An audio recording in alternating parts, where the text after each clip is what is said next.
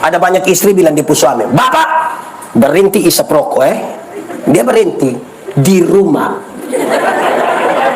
Pas dia keluar rumah, gas korem. Kamu juga tahu. Nanti pulang pas sampai di box itu dia berhenti tahan. Terus datang dia sengaja cuci tangan, kumur-kumur lagi. Mam tuh tanya, "Bapak kenapa model begitu?" Mama, virus sekarang mulai. Munafik. Betul kok tidak? Di Yarden sini juga ada. Siapapun bapak, coba angkat tangan saya. Dan manusia tidak bisa rubah manusia. Yang bisa rubah manusia itu Tuhan. Kita hanya bisa rubah kita pun diri. Kita tidak bisa melarang orang lain untuk berpikiran tentang kita. Tapi kita bisa menentukan kita pun sikap. Orang Allah bilang begini, kita tidak bisa melarang burung terbang lewat atas kita pun kepala. Yang kita jaga jangan sampai dibuang kotoran di sini. Kita tidak bisa melarang orang bikin jalan di samping kebun kita. Yang kita jaga jangan sampai dia tolak kita punya pagar, keinjak kita pun tanaman. Kita tidak bisa melarang semua perempuan dan ibu-ibu di Kota Kupang ini tidak boleh pakai celana umpan.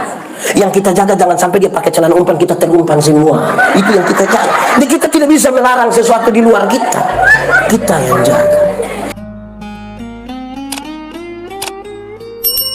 Ibu saudara-saudara, shalom. Mari kita buka Alkitab kita, Injil Lukas pasal 10 ayat 25 sampai ayat yang ke-37. Injil Lukas pasal 10 ayat 25 sampai ayat yang ke-37. Yang sudah dapat katakan amin. Amin, betul. Separuh tidak buka Alkitab juga amin. Jangan ada dusta di antara Injil Lukas pasal 10 ayat 25 sampai ayat yang ke-37. Orang Samaria yang murah hati. Pada suatu kali berdirilah seorang ahli Taurat untuk mencobai Yesus, katanya, "Guru, apa yang harus kuperbuat untuk memperoleh hidup yang kekal?" Jawab Yesus kepadanya, "Apa yang tertulis dalam hukum Taurat? Apa yang kau baca di sana?" Jawab orang itu, "Kasihilah Tuhan Allahmu dengan segenap hatimu dan dengan segenap jiwamu dan dengan segenap kekuatanmu dan dengan segenap akal budimu. Dan kasihilah sesamamu manusia seperti dirimu sendiri." Kata Yesus kepadanya, "Jawabmu itu benar. Perbuatlah demikian maka engkau akan hidup." Tetapi untuk membenarkannya, orang itu berkata kepada Yesus, "Dan siapakah sesamaku manusia?" Jawab Yesus, "Adalah seorang yang turun dari Yerusalem ke Yeriko. Ia jatuh ke tangan penyamun-penyamun yang bukan saja merampoknya habis-habisan, tetapi yang juga memukulinya, dan yang sesudah itu pergi meninggalkannya setengah mati. Kebetulan ada seorang imam turun melalui jalan itu. Ia melihat orang itu, tetapi ia melewatinya dari seberang jalan. Demikian juga seorang Lewi datang ke tempat itu. Ketika melihat orang itu, ia melewatinya dari seberang jalan. Lalu datang seorang Samaria yang sedang dalam perjalanan ke tempat itu. Dan ketika ia melihat orang itu, tergeraklah hatinya oleh belas kasihan. Ia pergi kepadanya lalu membalut luka-lukanya, sesudah ia menyiraminya dengan minyak dan anggur. Kemudian ia menaikkan orang itu ke atas keledai tunggangannya sendiri, lalu membawanya ke tempat penginapan dan merawatnya. Keesokan harinya ia menyerahkan 2 dinar kepada pemilik penginapan itu, katanya, "Rawatlah dia, dan jika kau belanjakan lebih dari ini, aku akan menggantinya waktu aku kembali." Siapakah di antara ketiga orang ini menurut pendapatmu adalah sesama manusia dari orang yang jatuh ke tangan penyamun itu? Jawab orang itu, "Orang yang telah menunjukkan belas kasihan kepadanya." Kata Yesus kepadanya, "Pergilah dan perbuatlah demikian." Demikian firman Tuhan. Berbahagia setiap orang yang mendengar firman, memelihara dan melakukan dalam hidup setiap hari. Shalom. Buat sedikit shalom. Ada imam, ada orang Lewi, ada orang Samaria. Mau jadi orang mana? Mau jadi orang mana? Yakin bisa jadi orang Samaria? Benar-benar yakin? Betul, sudah siap? Kalau saudara mau jadi orang Samaria, maka tiap hari harus duduk di jalan antara Yerusalem Yeriko, duduk di situ, tunggu orang kena rampok, saudara tolong. Tunggu orang kena rampok, saudara tolong. Tunggu orang kena rampok, saudara tolong. Lama-lama tidak ada yang kena rampok, saudara yang kena rampok nanti. Tapi tetap mau jadi orang Samaria kok? Mau? Yang di sebelah sini mau? Saudara tidak mau ini. Yang sebelah sini mau? Yang sebelah sini mau? Yang persekutuan doa 19 tahun mau? Yakin? Terlalu yakin? Betul. Yakin. Oke. Baik saudara, kisah ini dimulai dari sebuah pertanyaan seorang ahli Taurat. Guru, apa yang harus kami perbuat untuk beroleh hidup yang kekal? Supaya perumpamaan ini juga sekaligus dilihat sebagai jawaban atas pertanyaan itu. Ketika dia bertanya begitu, Tuhan Yesus bilang begini, engkau kan ahli Taurat, apa yang kau baca di sana, apa yang tertulis di sana? Dia bilang, kasihilah Tuhan Allahmu dan kasihilah sesamamu manusia. Yesus bilang, jawabanmu itu benar, bisa buat Nabi bikin sudah. Tetapi untuk membenarkan dirinya, dia bilang begini, dan siapakah sesamaku manusia? Lantas Tuhan Yesus kasih tahu perumpamaan ini. Adalah seorang yang turun dari Yerusalem ke Yeriko. Di sini ada yang pernah jalan dari Yerusalem ke Yeriko? Belum. Berarti biar diam-diam, pelan-pelan kita ikuti. Jalan dari Yerusalem Yeriko itu tidak terlalu jauh. Jalannya itu kira-kira 30 km. Tapi dia jalan menurun yang berliku-liku, berbelok-belok, berbatu-batu lepas. Ada kira-kira 400 meter di bawah permukaan laut. Tidak ada rumah di sekitar situ, dan yakin kalau kena rampok di situ pasti tidak akan ada orang berani tolong. Tapi tiba-tiba ada satu orang lewat situ. Entah dia ada pikiran atau ada masalah, yang pasti dia lewat situ. Dia bukan saja dipukul, dia dirampok, dia hampir mati oleh karena dia dipukul itu. Berdarah-darah, hampir mati. Lantas datanglah seorang imam. Ini imam tolong kau tidak? Imam tolong kau tidak? Tidak. Makanya saudara tidak mau jadi imam itu toh? Imam apa kok ada orang sakit tidak tolong? Aduh, itu imam karena mana? Tapi juga jangan cepat saudara. Kenapa? Imam di Bait Allah waktu itu sangat banyak. Ada orang ditabiskan jadi imam, dan dalam antrian pelayanan hampir-hampir tidak dapat pelayanan seumur hidup. Katakanlah ada satu imam, dia baru saja mau dapat pelayanan, dalam perjalanan menuju tempat itu ke Bait Allah untuk melayani, dia ketemu satu orang yang terluka oleh karena dirampok. Kalau saudara imam itu pilih mana? Pilih pelayanan atau tolong orang itu? Pilih mana? Pilih mana? Yang persekutuan doa pilih mana? Pilih mana? Masalahnya kalau imam ini dia sentuh ini orang punya darah, apalagi kalau itu orang mati, dia kemudian disebut najis dan dia tidak boleh masuk dalam pelayanan. Pilih mana? Saudara pilih mana? Saya lihat saudara pusing ini. Yang persekutuan doa 19 tahun pilih mana? Pilih. Kalau saya pendeta Yandi itu ya tergantung siapa yang kena rampok. Kalau dia janda muda, saya pasti tolong, saya yakin saya sendiri. Tapi kalau dia nenek tua, pasti saya bilang, nenek mungkin ini jalan Tuhan. Tapi yang Samaria dong tetap mau, mantap yang mau jadi Samaria. Yang persekutuan doa masih mau tetap jadi Samaria kok? Masih. Saya lihat saudara hilang ini. Wah ya, oke. Setelah imam itu datang lagi seorang Lewi. Siapakah orang Lewi? Orang Lewi adalah saudara dari para imam. Ini orang Lewi, orang ini dipisahkan secara khusus karena aktivitas orang Israel di Bait Allah itu cukup tinggi. Mereka melakukan banyak ritual sepanjang hari. Karena itu Bait Allah harus selalu dalam keadaan baik. Karena itu orang Lewi dipilih untuk tanggung jawab itu. Dalam perjalanan untuk diurus Bait Allah supaya Bait Allah tetap baik ini, ada satu orang terluka dan butuh pertolongan. Kalau saudara orang Lewi itu tolong atau siap Bait Allah? Kalau saudara orang Lewi itu pilih tolong atau siap bait Allah? Pilih mana? Pilih mana? Wah, ini kekar mana gitu. Lalu orang Lewi ini tolong kau tidak? Orang Lewi ini tolong kau tidak? Tidak. Makanya saudara juga tidak suka jadi orang Lewi itu kan. Ya, sekarang datanglah orang Samaria itu. Orang Samaria itu tolong kau tidak? Tolong kau tidak? Berarti dia orang baik kau tidak? Makanya saudara rindu jadi orang baik itu tuh. Saudara rindu juga tolong orang. Tapi saudara, saya mau kasih tahu saudara, kata Samaria yang ditempatkan pada orang ketiga itu dia pun masalah. Kenapa? Samaria itu sesungguhnya kalau kita hitung keturunan, dorang satu keturunan dari Yakub. Tetapi setelah Salomo mati, terjadi pertengkaran di antara saudara.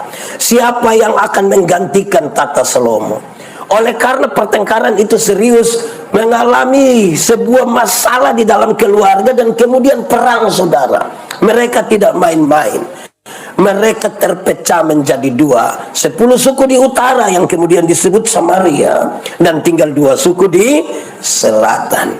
Saudara, perang itu tidak main-main. Kalau apa yang sudah disentuh oleh orang Samaria dianggap najis oleh orang-orang Yehuda, orang-orang Israel. Oh, ini ke mana ini? Sekarang saudara, untuk sesuatu yang baik saudara rela dibenci kok. Kenapa suara mulai hilang?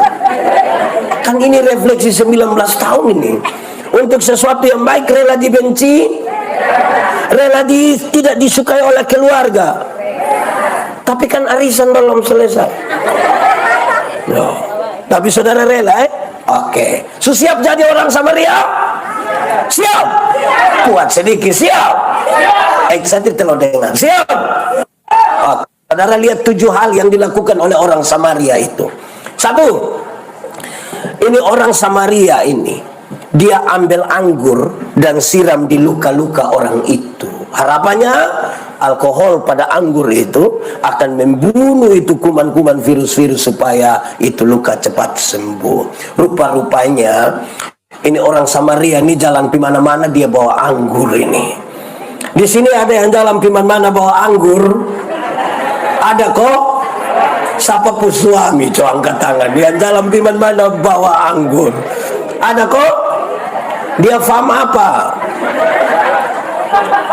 Yang jalan di mana-mana bawa anggur itu kemungkinan besar dia keturunan Samaria dia. Oke, saudara, dia ambil anggur, dia siram di luka-luka orang itu. Mantap kok? Mantap. Setelah anggur itu, dia ambil minyak. Minyak ini kemungkinan besar minyak zaitun, karena salah satu fungsi terbaik dari minyak zaitun ialah menyembuhkan luka. Untuk 2 pekerjaan ini dibutuhkan sedikit hati-hati. Pasti dia bilang begini, tahan sedikit agak pedis. Paling dia begitu Tidak mungkin dia bilang makanya jangan jalan, tidak mungkin dia bilang begitu. Dia kerja halus betul-betul. Saya mau tanya saudara, yang mau jadi Samaria bisa lakukan 2 hal itu bisa? Bisa? Mantap. Ketiga, lalu dia ambil kain, dia balut di luka-luka orang itu. Setelah dia bersihkan pakai anggur dan dia oles minyak di situ. Dia pasti ikat dengan baik. Bisa? Yang mau jadi Samaria bisa? Yang persekutuan doa bisa? Atau kita berdoa saja? Rawat kok berdoa saja? Oke, lewat. Yang keempat, saya harus pakai tekanan 4. 4 ini pakai bahasa Sabu bilang, pakai bahasa Alor bilang. Oke. Yang keempat, ini orang Samaria ini ambil ini orang yang terluka, dia muat di atas, dia pun keledai tunggangannya. Ini berat. Saya merenungkan bahan ini berkali-kali. Dulu sudah ada Innova, pick up, ojek, Grab. Lalu don jalan piman mana pakai apa? Pakai, berarti ini dorang punya kendaraan tunggangan, mampu kendaraan, betul? Kenapa saya renungkan ini lama, saudara? Saya nih kalau bawa mobil di Kupang atau Pisoe, Piatambua, kalau ketemu orang terluka, ketemu orang celaka, untuk tolong saya tolong, untuk tolong saya tolong, saya pendeta nah tolong. Tapi itu pertolongan tuh biasa jadi masalah kalau pas tolong habis. Sementara kita rame-rame di masyarakat, tiba-tiba ada yang lihat saya agak lama, itu mulai masalah. Kenapa? Karena sedikit lagi dia akan bilang begini, Bapak bisa bawa ke rumah sakit pakai Bapak pu oto kok. Oh, itu saya pikiran itu. Saya mau tanya saudara, tolong jawab kuat. Kalau saudara ada oto, ketemu orang terluka di jalan, minta bawa ke rumah sakit, saudara mau? Mau? Yakin? Saya mau kasih tahu saudara, yang paling banyak bilang mau itu karena dia belum ada oto. Iya. Kalau saudara ada oto biasa bertingkat saudara. Amin kok. Apalagi dia bercuci habis, keset baru disikat habis, itu istri saya naik lepas sendal. Tapi yang Samaria dong bisa bisa. Atau semua ragu-ragu jadi Samaria? Tidak, tetap konsisten. Wah, kelima. Setelah dia muat di atas ini oto ini keledai tunggangannya, dia bawa ke rumah penginapan. Saudara bisa kok? Katumu itu orang celaka, itu orang susah, bawa dia pi Aston. Bisa? Bisa? Samaria bisa? Persekutuan doa? Bisa? Kenapa suara mulai hilang? Sulima ini dia bawa ke rumah penginapan, bisa?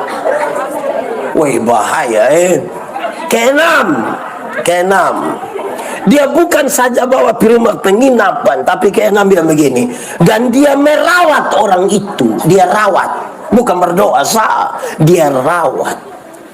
Pagi-pagi dia masak air bubur, dia ketok pintu, kau tanya, Om, yo masih hidup? Kan dia cek tuh, dia harus cek ini orang ke mana. Bisa? Ke suara kehilang masih bisa? Yakin? Persekutuan doa bisa? Oke, yang ketujuh terakhir. Ini orang ambil 2 dinar, bayar kepada pemilik penginapan. Dia pesan, dia bilang begini, urus itu orang sehabis-habisnya. Kalau nanti yang kau belanjakan dan lebih dari yang saya kasih, tenang saja, nanti saya pulang saya ganti. Saudara, dulu orang kerja 1 hari dibayar 1 dinar. Jadi kalau dia bayar 2 dinar, berarti upah kerja selama itu kasih di orang susah. Bisa? Saya lihat ke saudara mulai menjauh ini. Uang keuntungan, uang perjalanan, uang apalah begitu untuk 2 hari bisa kasih orang susah. Kayak muncul mah hilang-hilang. Bisa? Betanda jangan omong sampai di uang 2 dinar yang tangguh persembahan lewat saya sepatu begini 2 dinar tapi bisa tetap bisa aman kok. Oke, baik. Sekarang mari kita mulai perenungan ini. Yang tadi itu baru pengantar, belum panjang itu. Oke, kita mulai sekarang. Saudara, siapakah orang Samaria itu? Saudara mesti dengar dan catat baik-baik. Orang Samaria itu bukan saudara, bukan saya. Saudara mau rindu bagaimanapun mau jadi orang Samaria, tidak akan jadi, tidak akan. Kenapa? Karena orang Samaria itu ialah Tuhan Yesus Kristus. Orang Samaria itu siapa? Sebab kalau kita yang Samaria tolong 1 orang bisa memulai naik, 3 orang susah. Orang Samaria itu siapa? Tuhan Yesus itu turun dari Yerusalem ke Yeriko. Kalau bicara Yerusalem Yeriko dalam konteks Palestina, mereka sangat tahu. Yerusalem itu kota kudus. Makanya kita menyanyi, oh Yerusalem kota milik hatiku rindu. Kemana? Saudara tahu lagu ini? Kalau tahu pulang baru menyanyi Kita dengar khotbah dulu. Ini orang Samaria. Tuhan Yesus datang dari Yerusalem, kota kudus, ke Yeriko. Konteks Palestina mereka tahu, Yeriko itu kota terkutuk. Ini sebuah metafora, ini sebuah gambaran untuk mengatakan Tuhan Yesus datang dari surga yang kekal ke dalam dunia yang penuh lawa payah. Perjalanannya adalah perjalanan 30 km yang berliku-liku, berbelok-belok, berbatu-batu lepas. Kita sebut dengan Via Dolorosa. Perjalanan itu perjalanan susah sengsara. Dalam perjalanan susah sengsara itu, Tuhan Yesus yang dari Yerusalem ke Yeriko berjumpa dengan orang yang dirampok sehabis-habisnya dan dipukul hampir mati. Siapakah orang itu? Orang itu saya. Itu orang yang dirampok hampir mati dan dipukul itu saya ini. Yang dirampok itu saudara itu. Orang-orang persekutuan doa itu kita lah yang dirampok. Kita dipukul hampir mati di sini. Dalam keadaan hampir mati itu tidak ada satu orang pun bisa menolong kita, termasuk imam, termasuk orang Lewi, tidak bisa. Pertanyaannya sekarang, siapa yang merampok kita sebenarnya? Siapa yang merampok itu orang dalam perjalanan Yerusalem Yeriko? Siapa? Siapa? Kenapa lihat saya? Kira-kira siapa yang merampok Saudara, kalau saya tanya banyak orang, dan suka cepat-cepat bilang Pak Pendeta, iblis yang merampok. Saya bilang juga jangan terlalu cepat ke salah iblis lah. Kadang-kadang iblis juga tidak tahu apa-apa. Saya bikin seolah-olah itu iblis pun pekerjaan. Beredar di banyak grup WA atau di medsos bilang begini, satu saat iblis minta ketemu dengan Tuhan. Tuhan, yo ketemu dulu kok. Kenapa? Saya mau berhenti jadi iblis. Kok kenapa? Saya pun pekerjaan ini manusia so ambil semua itu. Kenapa lo bilang begitu? Kok ini manusia ini yang korupsi ini dorang. Itu uang korupsi juga dong tidak bagitin saya, tidak. Tapi dong bilang ini saya pun pekerjaan. Yang selingkuh itu dorang. Dong yang berjanji pi jalur 40. Dong yang janji pi mana-mana. Itu pun dong tidak bawa saya. Tapi dong bilang itu pekerjaan iblis. Kalau begini terus biar saya berhenti sadar iblis. Biar kasih dong saya yang pun jadi iblis. Saudara, kita dirampok oleh kerakusan kita sebenarnya. Kita dirampok oleh kita pun keadaan yang aduh kadang-kadang. Kemarin baru saudara dengar, dosa ialah usaha melangkah melewati. Kira-kira begitu. Dalam keadaan susah sengsara itu sekali lagi, imam orang Lewi tidak mampu. Omong kerajaan sorga tuh imam itu hanya bisa kasih tunjuk jalan, kasih tunjuk jalan. Saya suka mengucapkan kalimat yang ada beberapa orang tidak suka saya pun kalimat, tapi namanya saya punya nah. Saya omong saja. Masuk sorga itu seperti kita pi WC, tahu WC? Itu tidak bisa dititipkan, tidak bisa diwakilkan. Betul kok tidak? Siapa yang ketika dia mau WC kita tanya, kakak, di mana WC? Titip ya kawan. Masing-masing orang akan pergi sendiri. Betul kok tidak? Para imam itu dia punya tugas hanya bilang begini, oi, itu dia jalan situ. Oke, makasih om. Yuk, os anjing pergi sendiri. Oke, saudara lihat di jalan itu, Tuhan Yesus tolong kita. Kalimat yang paling bagus untuk pertolongan kita sebutkan begini, oleh bilur-bilurnya kamu menjadi sembuh. Amin toh?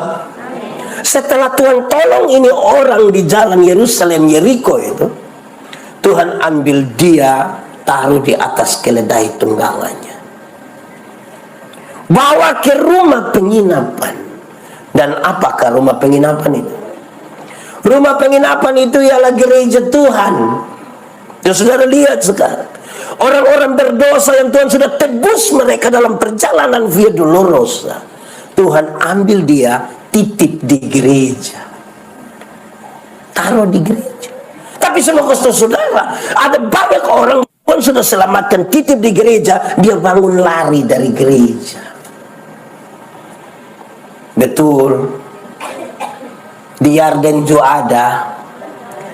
Yang 1 tahun dia gereja 2 kali ada. Yang Natal 1 kali, Paskah 1 kali ada. Yang dia pun nama jemaat napas ada. Natal dan karena Natal 1 kali, Paskah 1 kali, singkatan agak panjang, napas 1. Kalau sudah napas 1 tiba-tiba dia ingat Tuhan di sini ada.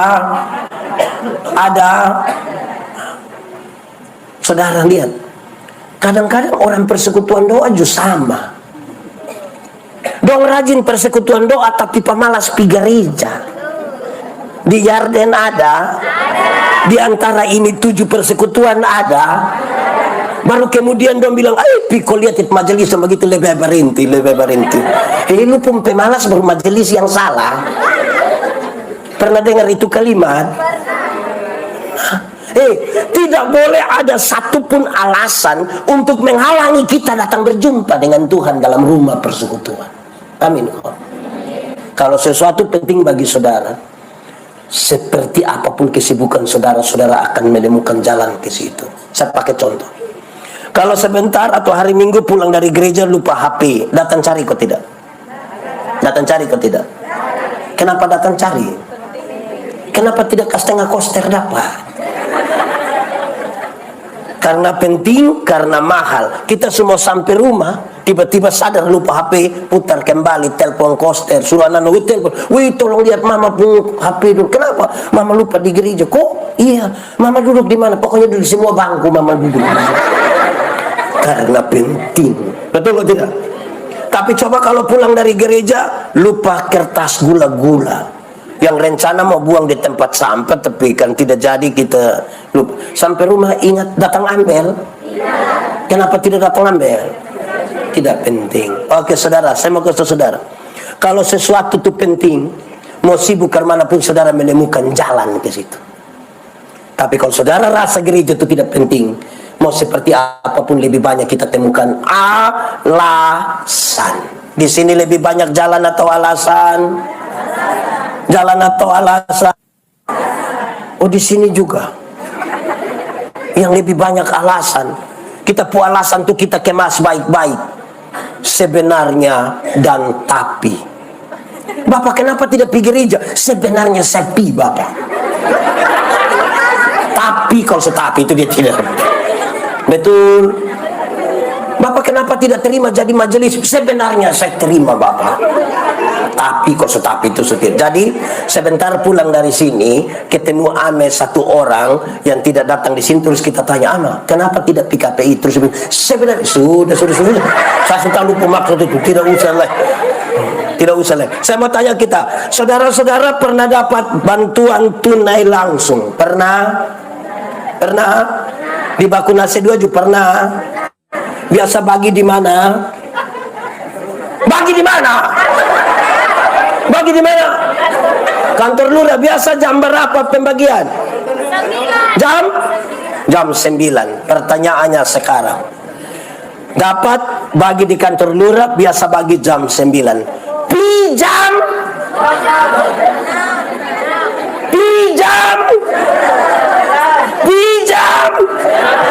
Hei, kenapa bagi jam 9 tapi setengah 3 saudara sepi? Karena sesuatu itu kalau penting tidak ada hambatan Bapak. Iya toh? Jangan kok gereja mempendeta, gereja di sini jam jemaat dong datang jam. Kadang-kadang dong jam 7 ini dong siap, dong tinggal dek-dek ke sini sah. Jam 7 siap habis, anak dong tanya, Bapak, Mama, siap habis jam 7 kenapa soalnya video? Ih, belum ada orang. Lu sudah yang orang, namun tunjuk orang mana? Coba angkat tangan yang bukan orang. Di sini dong orang semua. Saudara lihat kadang-kadang kita pemodel tuh begitu itu. Amin kok. Kita kadang-kadang kayak apa kok? Aneh-aneh sah. Saya tambah saudara. Saya sebagai pendeta jemaat, saya melayani ini belum selama Kamarta dengan Kadebel ini. Orang lebih senior karena saya total pelayanan ber-20 tahun. Tapi kadang-kadang saya heran, saudara, Kita ini kalau ibadah syukur begitu itu. Waktu ibadah orang sedikit. Pas makan.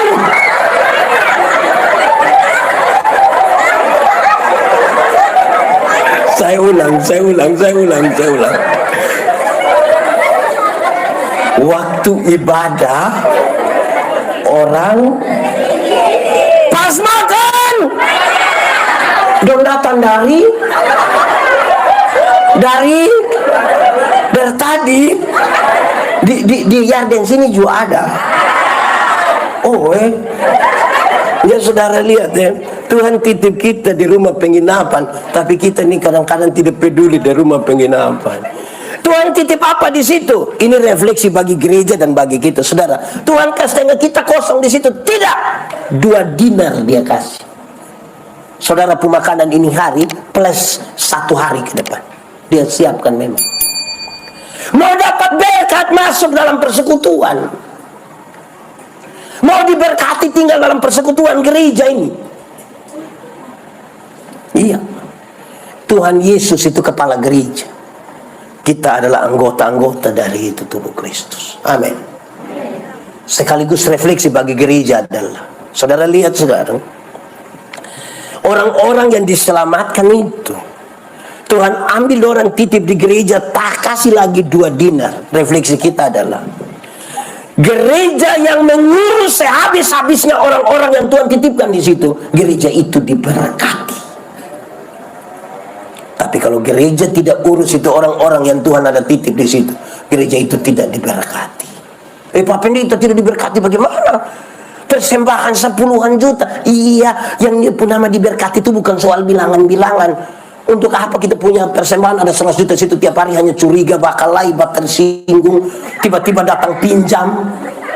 Pinjam ame kok nanti kirim ame ke anak do nanti besok di Indonesia ada, di NTT Bakunase sana, Bakunase 2 Yarden. Oke, kenapa tambah kuat di sini? Saudara, kita belajar ini saudara, ini bukan hal yang, supaya kita refleksi betul-betul panggilan kita sebagai pelayan Tuhan. Dari tadi malam saya sudah bilang pada saudara, nilai kita. Sekarang kita mau bikin kualitas kita lebih kan. Kedewasaan itu ada 3. Tadi malam saya bicara 2. Pertama, dewasa pertama itu dewasa biologis. 19 tahun kita bukan memperingati kedewasaan biologis. Kalau tidak kita samakan dia ke remaja. Biologis itu, dulu kita berat badan hanya 37, sekarang 73. Dulu kita perut rata saja, pakai celana nomor 27 tidak apa-apa. Sekarang ya ada 3 di perut susunannya. Itu dewasa biologis, siapapun begitu. Makan tidur, cocok gunung. Dan 19 tahun bukan kita omong itu. Kedua, dewasa psikologi. Dewasa psikologi tidak tergantung umur dan berat badan. Umur 40 tahun mau kau tukang tersinggung, sedikit-sedikit tersinggung, sedikit-sedikit mau keluar dari gereja, sedikit-sedikit mau balik papa nama gereja. Di sini juara. Nanti dia tersinggung di orang banyak, orang bakorin. Badan besar tapi dia sesungguhnya masih di sini juara. Dia om-om kok tante-tante.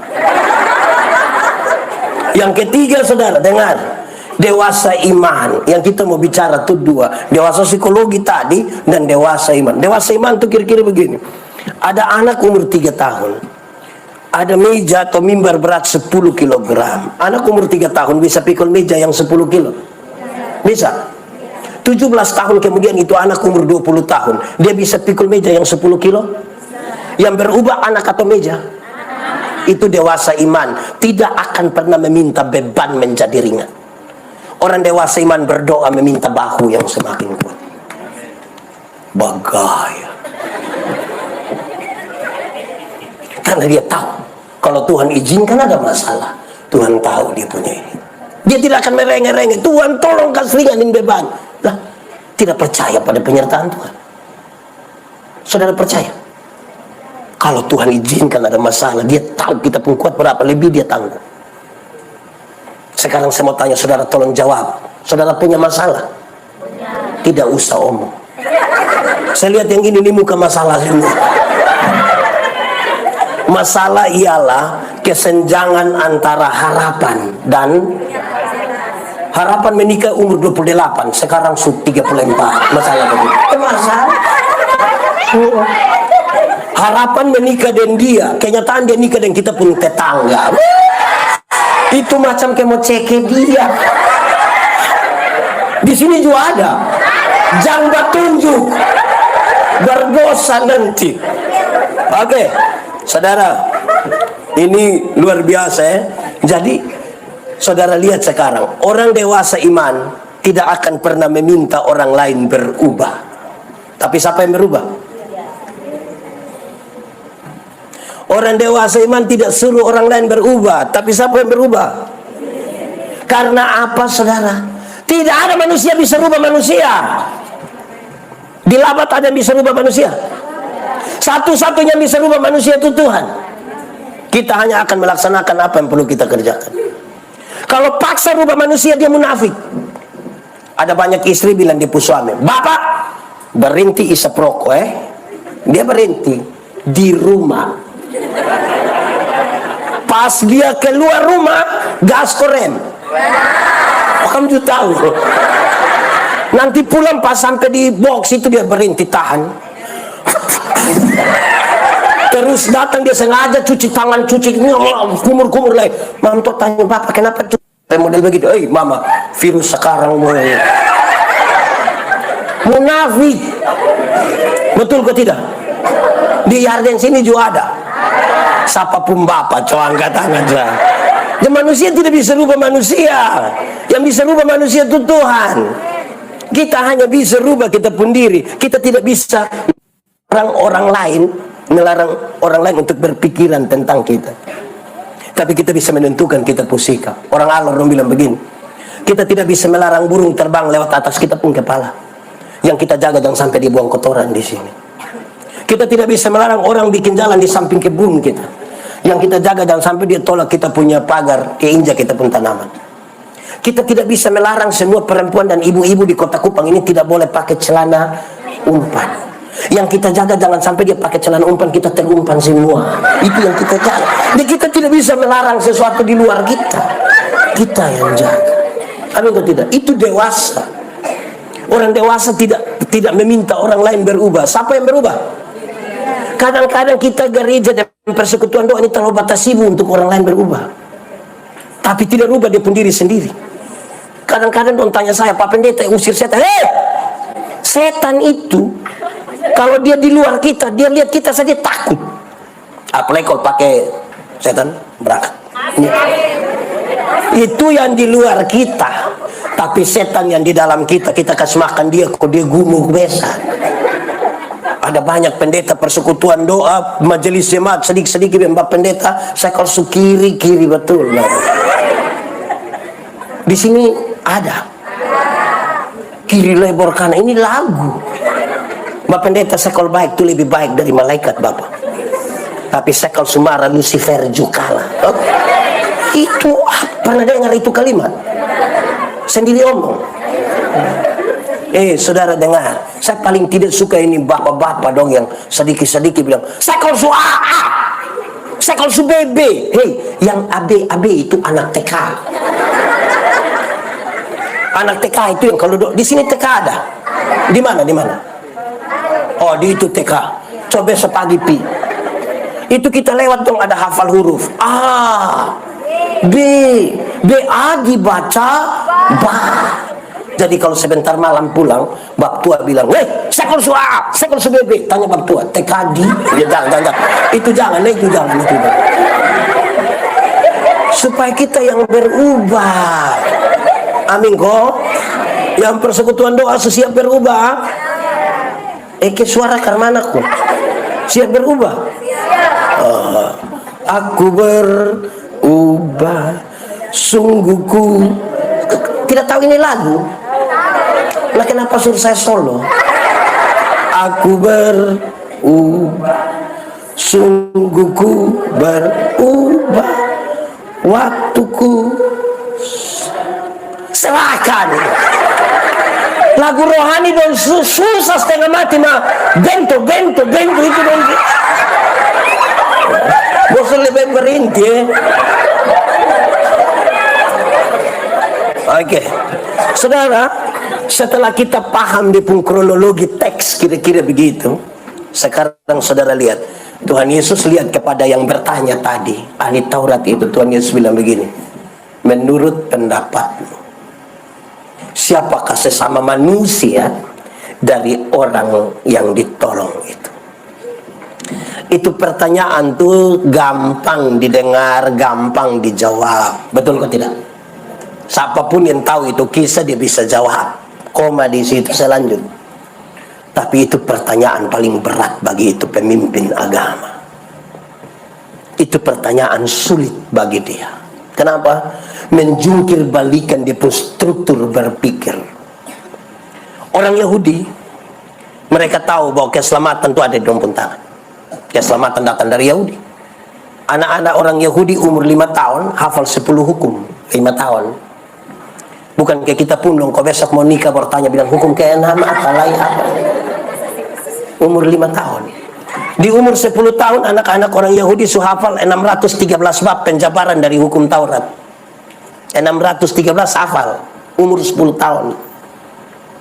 Kita punya 10 tahun dong, Pak Pendeta lewat dan adek-adek cok TikTok kok Om Pendeta lihat. Ini kira prestasi. Di umur 12 tahun anak-anak orang Yahudi sudah berdiskusi tentang diskusi para guru agama tentang etika moral. Umur 12 tahun. Di umur 13 tahun waktu dong masuk menjadi anak Taurat, semua yang dong hafal, semua dong lakukan, semua. Itu baru anak biasa, apalagi ahli Taurat. Yesus bicara serius kalau saudara baca Yohanes pasal 3. Engkau harus dilahirkan kembali.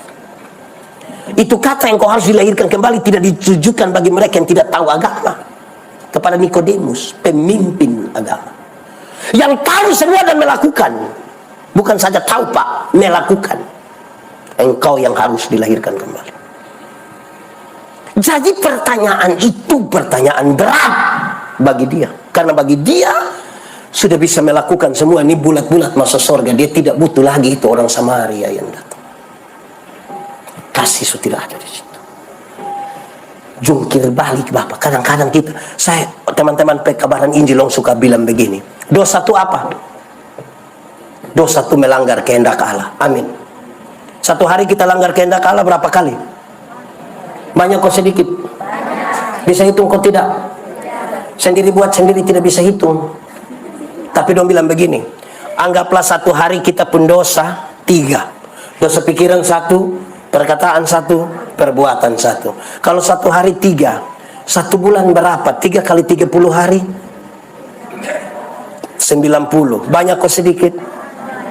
Kalau 1 bulan 90, 1 tahun berapa? 90 kali 12 bulan berapa? 1080. Taruhlah 1000. 1 hari 3, 1 bulan 90, 1 tahun 1000. Sekarang coba masing-masing kali dan dia umur. Pendeta Yandi umur 45 tahun. Kali 1000, 45.000 dosa. Pendeta Yandi bisa masuk surga. Ini tiap hari berkhotbah ini. Besok saya pimpin 5. Dosa 45.000 masuk surga. Cuma masing-masing kali dan dia punya umur. Itu itu baru 1 hari 3. Apalagi sehari tidak bisa hitung. Saudara bisa bayangkan sekarang. Siapa kita kalau tidak seperti kasihan, maka berhenti sombong rohani itu berhenti. Karena kita tahan diri, orang tidak lihat kita pun kejahatan, tapi yang tersembunyi dan betul tahu. Amin kok. Di sini ada yang sombong rohani. Dia rasa kayak dia paling geng. Kalau kita paling geng, kasih Allah di mana? Lebih lanjut, saudara lihat sekarang. Itu pertanyaan betul-betul mau kasih dia yang kamu yang sudah melakukan itu, kalau kamu tidak butuh lagi itu orang Samaria itu. Upah dosa ialah itu dosa banyak atau sedikit? Oh, yang sedikit tidak. Sudah bisa bayangkan kita nih, saya kalau renungkan ini, aduh kita dong suka pakai ini kisah. Ini kisah lama, saudara tahu, saya hanya ngomong ulang Di abad ke-19 ada seorang jenderal tentara namanya Jenderal Samila. Jenderal Samila anti pemerintah, dan karena itu dia bergerilya dari hutan-hutan lawan pemerintah. Satu saat ada lapor komandan, kita pembahan makanan orang curi. Dia sangat marah. Sudah hutan lagi, presiden sedikit orang curi. Dia bilang pada anak buah, cari yang pencuri, tangkap dan hukum dia di hadapan umum. Biar yang lain belajar, jangan coba-coba mencuri. Kamu jangan coba-coba pulang kalau tidak bawa yang pencuri. Beberapa saat kemudian dong lapor komandan, yang pencuri kita sudah tangkap. Bagus, siap algojo semua, nanti saya pergi kalau sudah selesai. Dong siap habis dong pilapor. Bapak semua sudah bapak. Waktu beliau datang, betapa terkejutnya dia. Kenapa? Karena yang pencuri itu dia mama kandung sendiri.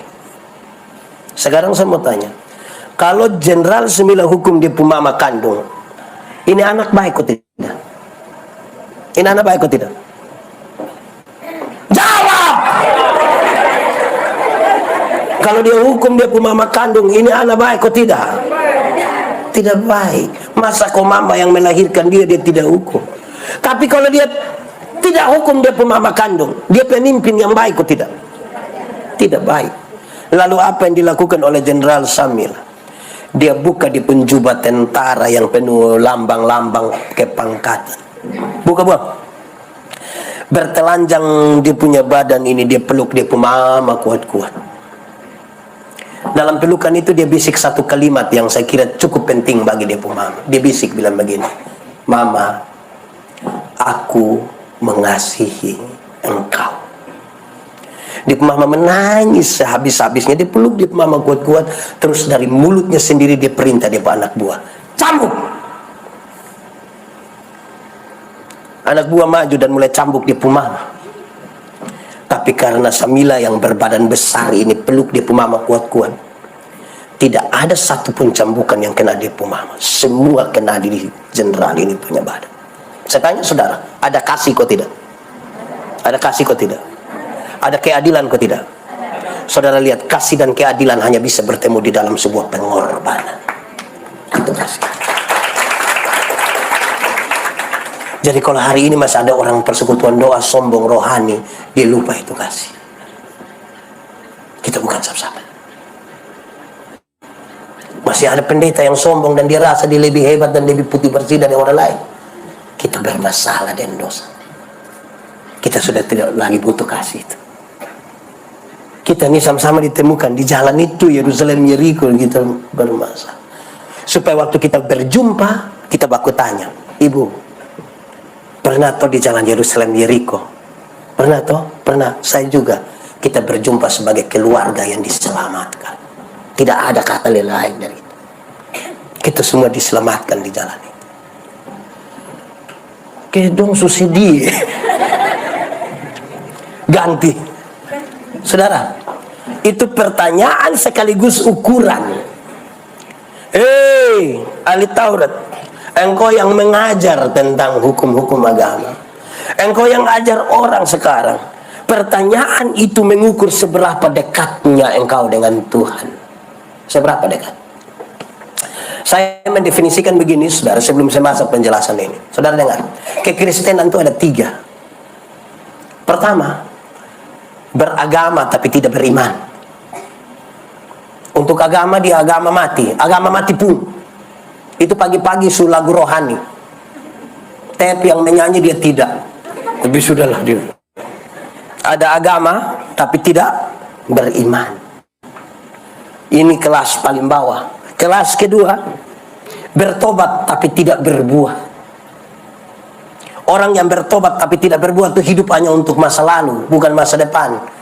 Itu kalau dia kasih kesaksian bangun dia langsung bilang waktu tahun 1970 pindah P1 persekutuan dia ulang lagi, waktu tahun 1970 pindah P1 dia ulang lagi, waktu tahun 1970 satu saat dia baru bangun orang bakorek bilang 1970 juga.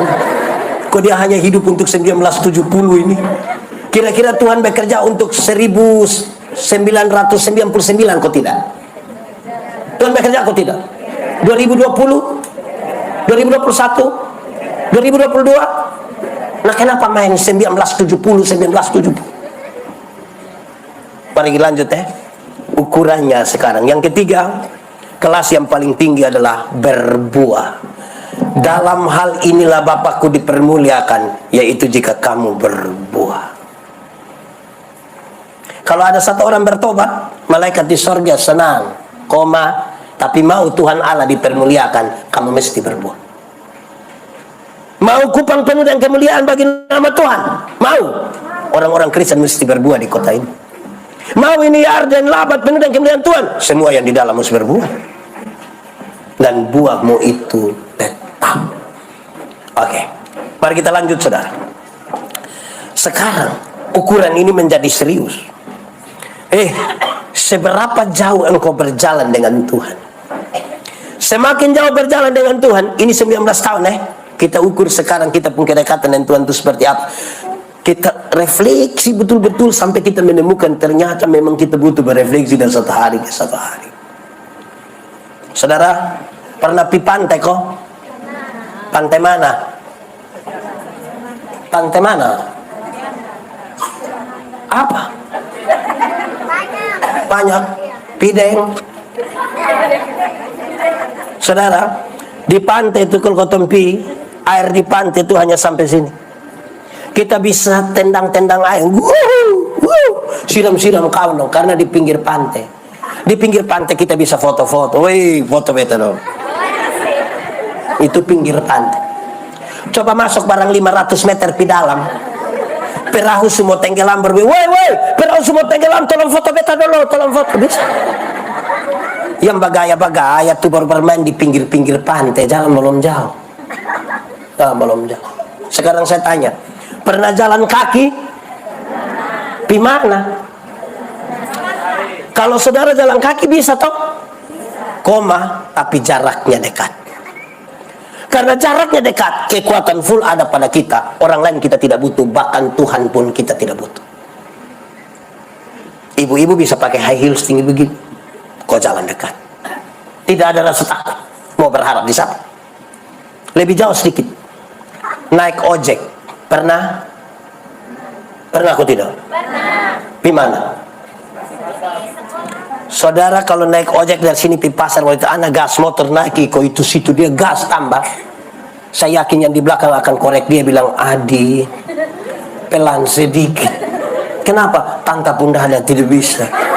Tidak bisa tanta. Kok kenapa? Tanta hanya bayar 5.000 saja. Kok memangnya 5.000? Kalau 5.000 tidak pakai rem tanta. 10.000 dulu baru pakai rem.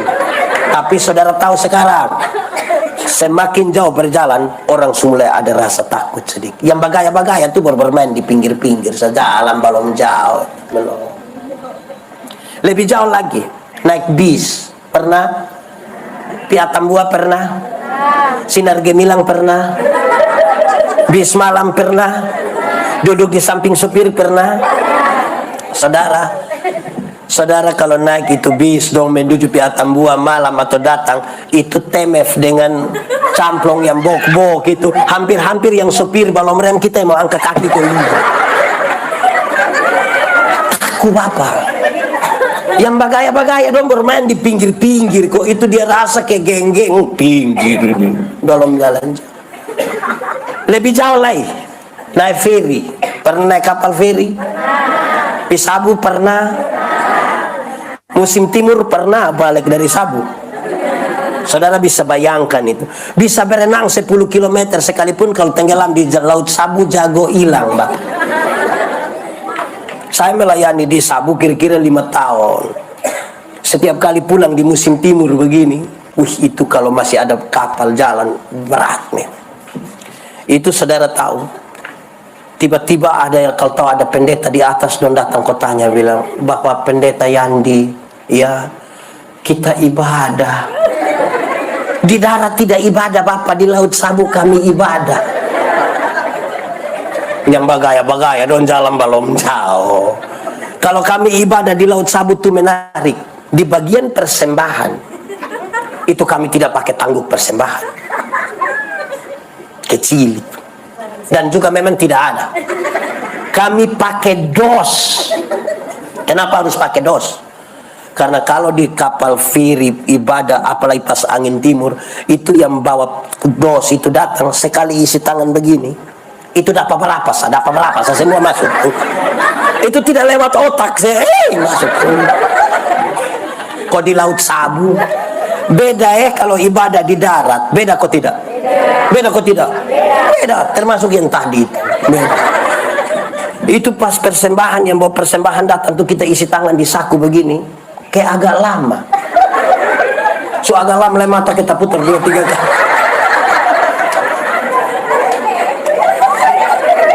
Itu mata kayak ada firasat gitu ya.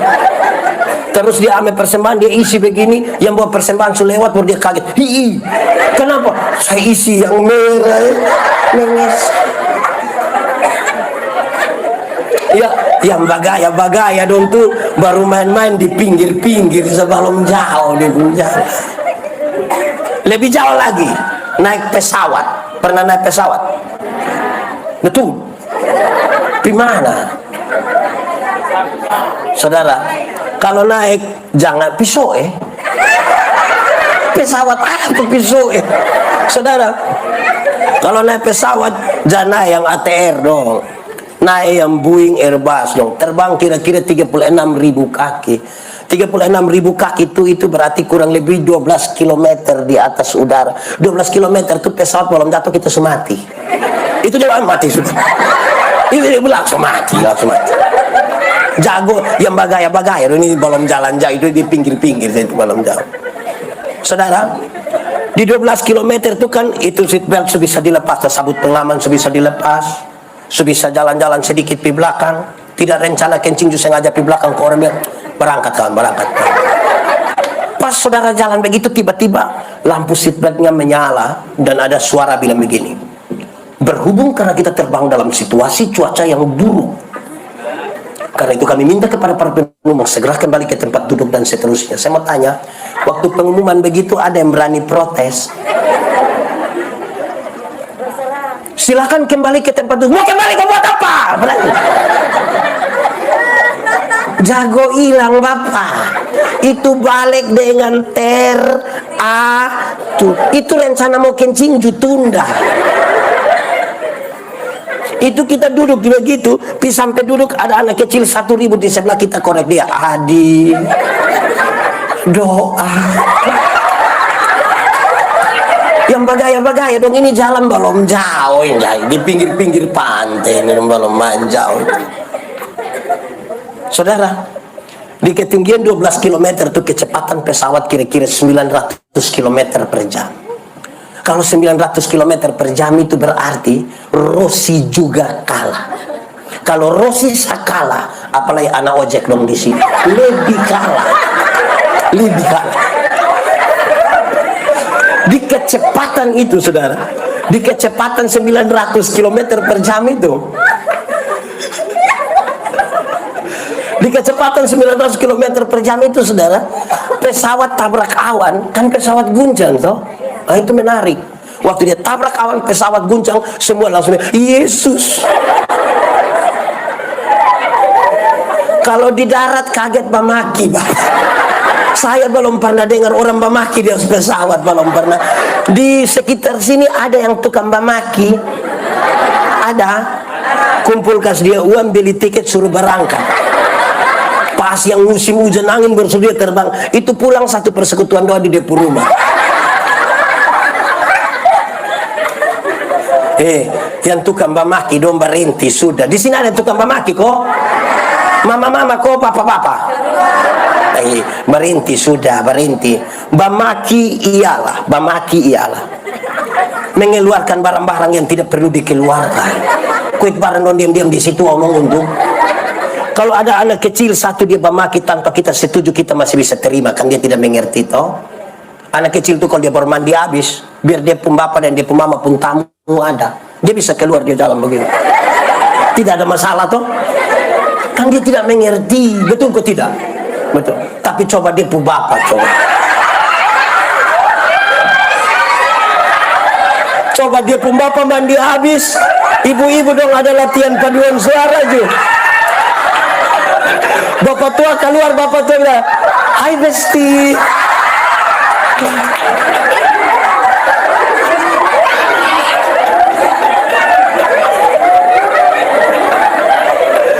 Ya, dari saudara berhenti sudah, berhenti suko, amin kok. Nah, saudara, di bagian paling terakhir supaya kita tahu, kita sudah bisa ukur seberapa jauh kita berjalan bersama Tuhan. Jadi jangan omong 19 tahun tanpa kedewasaan iman. Jangan bicara 19 tahun tanpa kedekatan kita dengan Tuhan. Jangan. Jangan. Kalau tidak kita hanya aktivis. Mari kita berefleksi. Saya berefleksi, saudara berefleksi. Ada satu keluarga kecil di Amerika. Dorang punya seorang anak laki-laki umur 6 tahun. Setelah anak ini umur 6 tahun, dia punya mama hamil lagi dan dapat satu anak. Jadi anak mereka ada berapa? Tapi sayang, anak yang kedua itu cacat. Entah virus apa kena itu anak, dia keriput dari ujung kaki sampai ujung kepala. Dia persis seperti bayi tua tuh. Dokter panggil dia bapak mama, dokter bilang begini, "Pak, ibu, ini pada ibu pu anak, tapi saya harus kasih tahu, ini anak cacat." Dia keriput seperti orang tua dan menurut medik, dia hidup paling lama 4 tahun. Dia pun bapak mama bilang begini, "Bagaimanapun ini kita pu anak. Kita harus buat yang terbaik buat dia." Dia pun bapak lakukan yang terbaik, dia pun mama lakukan yang terbaik. Ini anak kira-kira umur 1 tahun, dia pun mama bilang kepada dia pun kakak, "Kak, ini ada kereta dorong. Coba kak muat kak pu adik, bawa dia di perumahan di kompleks ini. Biar dia lihat sedikit ini cahaya matahari, ada udara baru." Ini anak semangat sekali. Pas dia bawa keluar begini, dia pun teman-teman tanya, "Woi, bos apa?" "Saya pu adik." "Boleh kami lihat?" "Boleh." Dia pun teman-teman lari datang. Pas mau lihat, mereka kaget, tuh ini anak punya keadaan. Ini pu adik." "Iya." "Kenapa dia model begini? Kenapa dia keriput begini? Kenapa? Rupa-rupanya itu kenapa? Melukai dia punya kakak. Waktu dia pun kakak terluka, dia pun kakak bawa ini anak di satu kali kering. Di Amerika itu juga ada kali kering satu. Dia buang itu anak di situ. Bukan saja buang, dia marah-marah itu anak. Gara-gara dulu, saya pun teman olok saya gara-gara. Ini dia pu adik nih coba mau merangkak berdiri, dia tendang dia pu adik. Lebih lu mati. Jangan tunggu 4 tahun mati sekarang lebih baik. Dia lakukan setiap hari, setiap minggu, setiap bulan, setiap tahun tanpa diketahui oleh siapapun. Sampai satu hari ketika orang duduk di meja makan, dia pun mama bilang kepada anak yang cacat itu, "Adik, nanti mama bagi makan kasih adik." Ini anak yang cacat itu begini, "Jangan ma, jangan." "Loh, kenapa jangan?" Ini anak waktu dia bilang jangan, dia langsung berdiri. Bukan saja berdiri, tapi dia coba jalan sampai dia ambil makanan sendiri. Dia pun mama sangat kaget. Dalam keadaan itu, dalam kaget yang luar biasa itu, saudara, dia kasih tahu dia pun suami, "Bapak, kita pun anak bisa jalan." Dia pun bapak bilang begini, "Kasih tahu tetangga dong semua, besok kita bikin syukuran." Waktu dia bikin syukuran, dia pun istri bangun bilang begini, "Bapak ibu semua, kami undang bapak ibu datang ke sini karena Tuhan buat perkara di dalam rumah kami. Anak kami yang bungsu, yang cacat, yang dokter bilang dia hanya 4 tahun, tapi justru sekarang dia sembuh. Kami tidak bisa berkata lain selain puji nama Tuhan." Setelah kalimat-kalimat itu, ibu mama lanjutkan dengan kalimat ini, dengar baik-baik. Dia mama bilang begini, "Tuhan telah pakai dia punya kakak laki-laki yang penuh kasih sayang, telah mengajar dia adik untuk berdiri dan jalan." Saya ulang, Tuhan telah pakai dia punya kakak laki-laki yang penuh kasih sayang, telah mengajar dia punya adik untuk jalan. Saya mau tanya, dia pun kakak penuh kasih sayang? Dia pun kakak penuh kasih sayang? Dia pun kakak Johera penuh kasih sayang. Kadang-kadang kita rasa sendiri. Kadang-kadang kita lihat kok Tuhan gimana. Apa memang kita sendiri?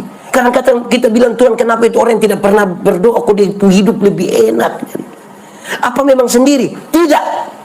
Tuhan ada dekat denganmu, dan dia sementara melatihmu untuk bisa berjalan.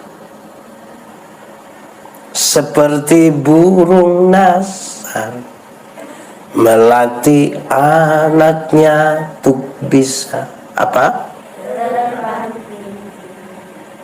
Sesekali dia lepaskan, tapi dibiarkan jatuh. Itu refleksi. Dengan Tuhan kita tidak pernah selesai, saudara. Kalau ada satu orang mengatakan dia sudah selesai dengan Tuhan, itu kebohongan paling besar dalam hidup. Makanya dari kemarin saya bilang berhenti sombong iman, berhenti semua, kan kita tidak akan selesai. Ada kebiasaan, saya tambah satu boleh kok? Ada satu kebiasaan di desa-desa kecil di pedalaman Afrika. Kalau anak-anaknya mulai remaja, beranjak dewasa, orang kampung suka melakukan prosesi ini. Ikat itu anak, dia punya mata, bawa masuk dia ke tengah hutan, kasih tinggal 1 malam. Kalau besok pagi itu anak bisa keluar dengan selamat, baru boleh dia disebut pemuda. Ada satu anak menuju dewasa. Orang kampung ikat dia punya mata dan bawa dia ke tengah-tengah hutan Afrika yang lebat itu. Mereka taruh dia di bawah satu pohon besar, kira-kira jam 7 malam. Mereka kasih tinggal dia dalam keadaan mata terikat dan kasih hilang jejak semua. Setelah orang-orang kampung sudah pulang, ini anak coba-coba buka dia punya ikatan mata. Gelap sekali, dingin, lapar. Tapi itu belum seberapa. Gelap, dingin, lapar belum seberapa. Dia penuh ketakutan. Ini di dalam hutan Afrika yang sangat pekat ini. Binatang pasti banyak. Ada nyamuk. Hutan besar begitu masa tidak ada nyamuk Ada cicak. Ada ular. Ada singa. Dia harap-harap cemas kapan matahari pagi terbit dan dia besok keluar. Itu pun dia belum mampu untuk berpikirkan, karena siapa tahu pas dia hari baru kok matahari pun muncul, tiba-tiba singa bilang, wah, dia itu takut. Dia duduk diam, sekarang sudah lapar lagi, kedinginan, sudah semakin subuh. Dia rasa ada sesuatu bergerak dari dia pun belakang menuju dia. Dalam hati mati sudah. Ini gerakan makin dekat, dan dia sangat ketakutan. Apa yang akan terjadi bagi dia sudah tidak tahu. Dia sangat ketakutan, dan dalam ketakutan yang teramat sangat, apalagi gerakan itu makin dekat, dia langsung balik begini. Waktu dia balik itu dan dia melihat. Kenapa saudara lihat saya? Waktu dia balik itu, dia lihat ternyata dia pun bapak yang berdiri di dia pun belakang. Pegang tombak, pegang parang, pegang panah. Bapak, iya. Sejak kapan bapak ada di sini? Dia pun bapak jawab, anak. Bahkan sebelum orang-orang kampung bawa engkau datang ke sini, bapak sudah ada di sini. Dipeluk dia pun bapak dan dia menangis. Bapak, kenapa Bapak mau lakukan itu buat saya? Saya juga kan bukan anak yang terlalu setia kepada Bapak pun mau. Kenapa Bapak mau lakukan itu? Dia pun Bapak peluk dia, sapu-sapu di kepala dia pun, anak. Bapak mana yang mau mendengar kabar celaka dari anak-anaknya? Bapak mana yang dia mau biarkan dia pun anak dimakan oleh binatang buas? Bapak mana? Saudara jangan pernah merasa bahwa Tuhan terlalu jauh dengan saudara. Doamu para pendoa harus doa yang akrab sekali, sedekat Bapak itu dengan anaknya. Doa itu relasi, bukan kata-kata. Sekali lagi, doa itu relasi, bukan kata-kata. Kadang-kadang kita terlalu sibuk dengan kata-kata sampai lupa membangun relasi. Makanya ada orang yang cerewet, mamati, kalau kita bilang ama, sebentar ama doa makan dulu sembarang. Kalau saya dan Pak Debel ini, kami dua kenal baik, kami dua punya relasi. Saya jalan kaki, Bab Tuan naik motor, ketemu saya di jalan tanpa saya minta, Bab Tuan berhenti tanpa saya minta. Pendeta, lu mau pergi mana? Naik, karena kami dua. Tapi kalau kami dua tidak punya relasi, kami tidak saling kenal, saya jalan kaki, Bab Tuan naik motor, ketemu saya di jalan, Bab Tuan berhenti, baru dia bilang, ojek kok om.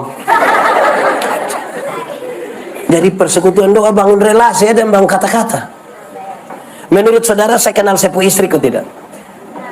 Kami dua ada relasi kok tidak? Relasi yang baik itu kata-katanya ringan.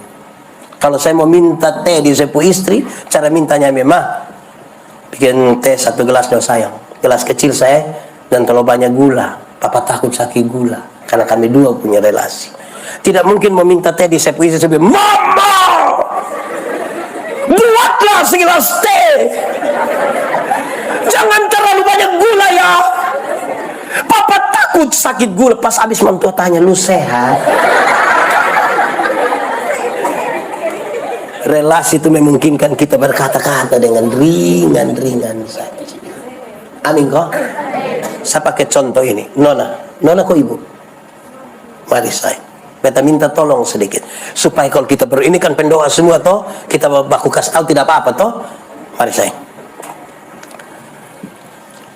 Sebentar, waktu Nona mau pulang, Nona mau minta numpang di sepu mobil, di bepo oto, omonglah pakai bahasa yang paling ringan. Nona mau minta tolong pulang sama-sama naik ke beta oto. Nona pun cara ngomong ke mana? Silakan.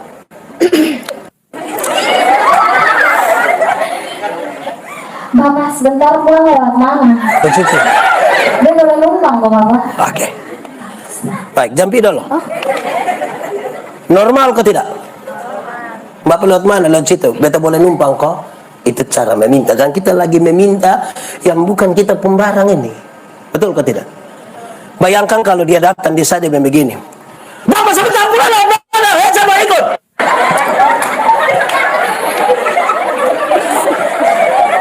Yang bagus tuh yang saya omong atau yang dia omong? Yang Nona atau yang Pak? Kenapa Nona pun yang baik? Karena kita lagi meminta sesuatu kepada seseorang yang kita anggap dia lebih sedikit, dan kita tidak punya itu barang. Jaga dong etika sedikit. Ini kita sama kayak ada kerusuhan ini, pakai mas parak Tuhan. Relasi memungkinkan kita berkata-kata dengan ringan. Makasih ya. Begitu. Amin kok. Tuhan memberkati kita ya.